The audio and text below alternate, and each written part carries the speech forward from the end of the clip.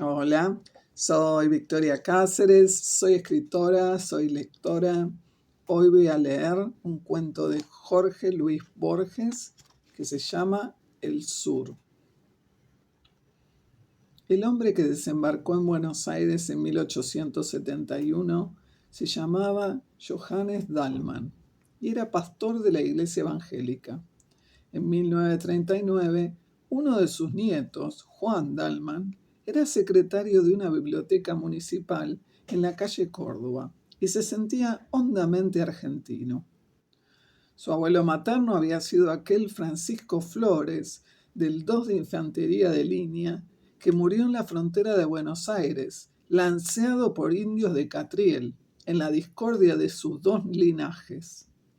Juan Dallmann, tal vez a impulso de la sangre germánica, eligió el de ese antepasado romántico o de muerte romántica. Un estuche con el daguerrotipo de un hombre inexpresivo y barbado, una vieja espada, la dicha y el coraje de ciertas músicas, el hábito de estrofas del Martín Fierro, los años, el desgano y la soledad fomentaron ese criollismo algo voluntario, pero nunca ostentoso. A costa de algunas privaciones, Dallmann había logrado salvar el casco de una estancia en el sur, que fue de los Flores. Una de las costumbres de su memoria era la imagen de los eucaliptos balsámicos y de la larga casa rosada que alguna vez fue carmesí. Las tareas y acaso la indolencia lo retenían en la ciudad. Verano tras verano se contentaba con la idea abstracta de posesión y con la certidumbre de que su casa estaba esperándolo, en un sitio preciso de la llanura. En los últimos días de febrero de 1939, algo le aconteció. Ciego a las culpas, el destino puede ser despiadado con las mínimas distracciones. Dallmann había conseguido esa tarde un ejemplar descabalado de las 1001 noches de Will. Ávido de examinar ese hallazgo, no esperó que bajara el ascensor y subió con apuro las escaleras. Algo en la oscuridad le rozó la frente. ¿Un murciélago, un pájaro? En la cara de la mujer que le abrió la puerta vio grabado el horror y la mano que se pasó por la frente salió roja de sangre. La arista de un batiente recién pintado que alguien se olvidó de cerrar le habría hecho esa herida. Dallmann logró dormir, pero a la madrugada estaba despierto, y desde aquella hora el sabor de todas las cosas fue atroz. La fiebre lo gastó y las ilustraciones de las 1001 noches sirvieron para decorar pesadillas. Amigos y parientes lo visitaban y con exagerada sonrisa le repetían que lo hallaban muy bien. Dallmann los oía con una especie de débil estupor y le maravillaba que no supieran que estaba en el infierno. 8 días pasaron como 8 siglos. Una tarde el médico habitual se presentó con un médico nuevo y lo condujeron a un sanatorio de la calle Ecuador, porque era indispensable sacarle una radiografía. Dallmann, en el coche de plaza que los llevó, pensó que en una habitación que no fuera la suya podría al fin dormir. Se sintió feliz y conversador. En cuanto llegó, lo desvistieron, le raparon la cabeza, le sujetaron con metales a una camilla, lo iluminaron hasta la ceguera y el vértigo, lo auscultaron y un hombre enmascarado le clavó una aguja en el brazo. Se despertó con náuseas, vendado, en una celda que tenía algo de pozo. Y en los días y noches que siguieron a la operación pudo entender que apenas había estado, hasta entonces, en un arrabal del infierno. El hielo no dejaba en su boca el menor rastro de frescura. En esos días Dallmann minuciosamente se odió. Odió su identidad, sus necesidades corporales, su humillación, la barba que le erizaba la cara. Sufrió con estoicismo las curaciones, que eran muy dolorosas, pero cuando el cirujano le dijo que había estado a punto de morir de una septicemia, Dallmann se echó a llorar, condolido de su destino. Las miserias físicas y la incesante previsión de las malas noches no le habían dejado pensar que algo tan abstracto como la muerte. Otro día, el cirujano le dijo que estaba reponiéndose y que muy pronto podría ir a convalecer a la estancia. Increíblemente, el día prometido llegó. A la realidad le gustan las simetrías y los leves anacronismos. Dalman había llegado al sanatorio en un coche de plaza y ahora un coche de plaza lo llevaba a Constitución. La primera frescura del otoño, después de la opresión del verano, era como un símbolo natural de su destino, rescatado de la muerte y la fiebre. La ciudad, a las 7 de la mañana, no había perdido ese aire de casa vieja que le infunde la noche. Las calles eran como largos zaguanes, las plazas como patios. Dalma la reconocía con felicidad y con un principio de vértigo. Unos segundos antes de que las registraran sus ojos, recordaba las esquinas, las carteleras, las modestas diferencias de Buenos Aires. En la luz amarilla del nuevo día, todas las cosas regresaban a él. Nadie ignora que el sur empieza del otro lado de Rivadavia. Dalman solía repetir que ello no es una convención y que quien atraviesa esa calle entra en un mundo más antiguo y más firme. Desde el coche buscaba entre la nueva edificación, la ventana de rejas, el llamador, el arco de la puerta, el zaguán, el íntimo patio. En el hall de la estación advirtió que faltaban 30 minutos. Recordó bruscamente que en un café de la calle Brasil, a pocos metros de la casa de Irigoyen, había un enorme gato que se dejaba acariciar por la gente como una divinidad desdeñosa. Entró. Ahí estaba el gato, dormido. Pidió una taza de café, la endulzó lentamente, la probó.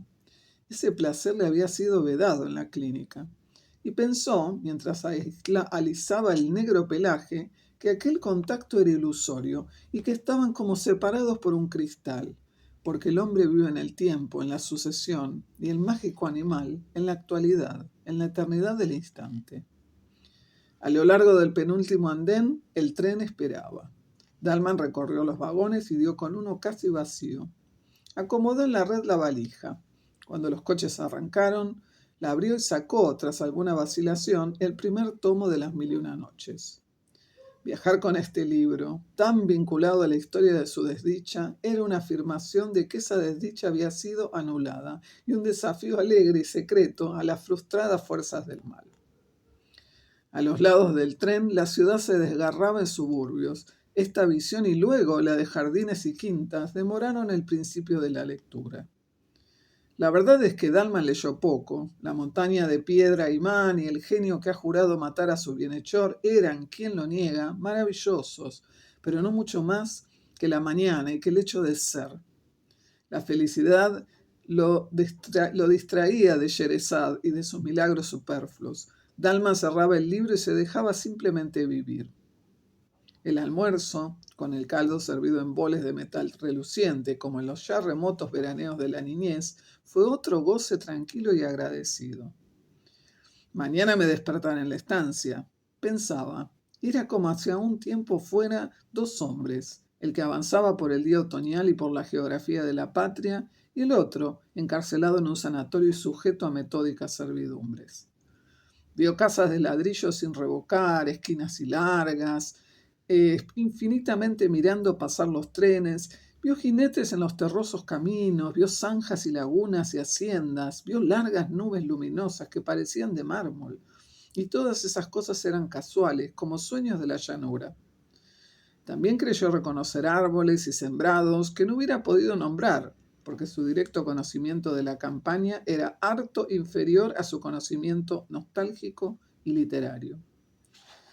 Alguna vez se durmió y en sus sueños estaba el ímpetu del tren. Ya el blanco sol intolerable de las 12 del día era el sol amarillo que precede al anochecer y no tardaría en ser rojo. También el coche era distinto. No era el que fue en Constitución al dejar el Ardén. Las llanuras y las horas lo habían atravesado y transfigurado. Afuera la móvil sombra del vagón se alargaba hacia el horizonte. No turbaban la tierra elemental ni poblaciones ni otros signos humanos. Todo era vasto, pero al mismo tiempo era íntimo y de alguna manera secreto. En el campo desaforado a veces no había otra cosa que un toro. La soledad era perfecta y tal vez hostil, y Dalman pudo sospechar que viajaba al pasado y no solo al sur.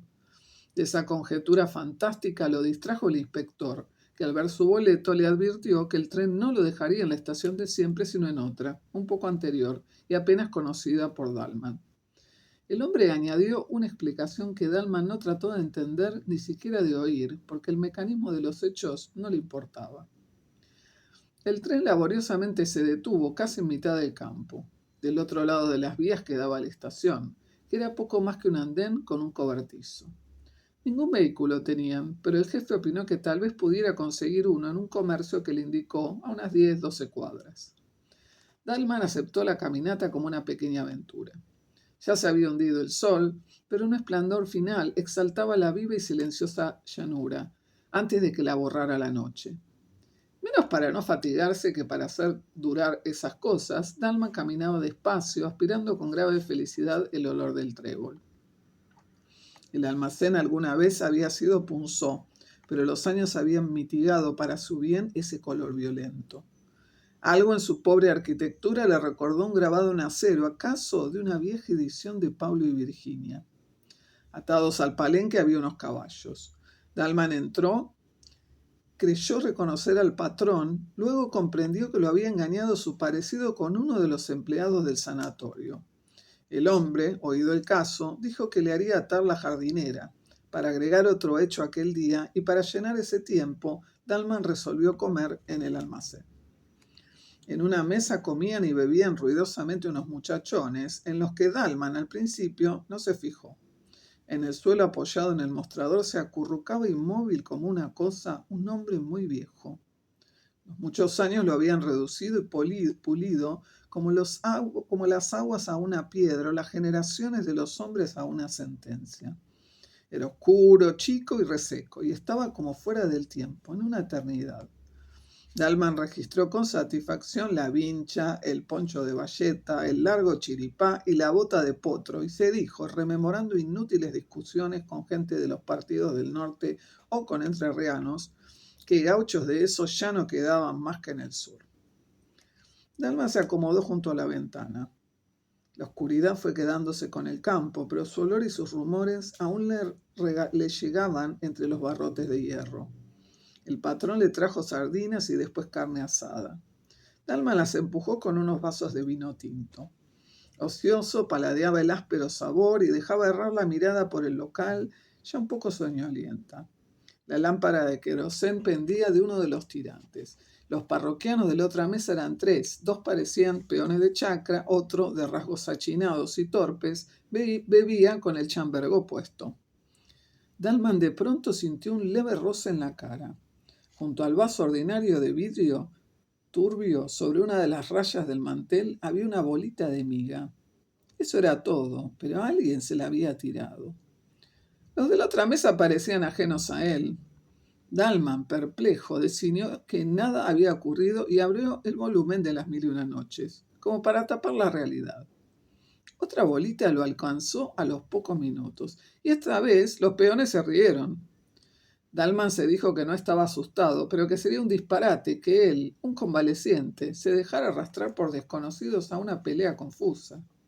Resolvió salir.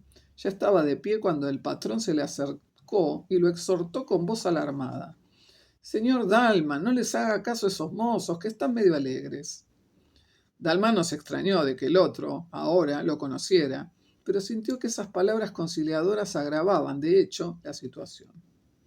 Antes, la provocación de los peones era una cara accidental, casi a nadie. Ahora iba contra él y contra su nombre, y lo sabrían los vecinos. Dalman hizo a un lado el patrón, se enfrentó con los peones y les preguntó qué andaban buscando. El compadrito de la cara achinada se paró, tambaleándose. A un paso de Juan Dalman lo injurió a gritos, como si estuviera muy lejos. Jugaba a exagerar su borrachera, y esa exageración era una ferocidad y una burla. Entre malas palabras y obscenidades tiró al aire un largo cuchillo, lo siguió con los ojos, lo barajó e invitó a Dalman a pelear. El patrón objetó con trémula voz que Dalman estaba desarmado.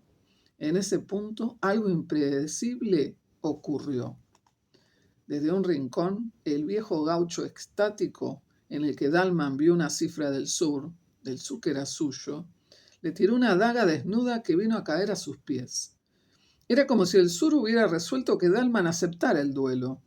Dalman se inclinó a recoger la daga y sintió 2 cosas. La primera, que ese acto casi instintivo lo comprometía a pelear.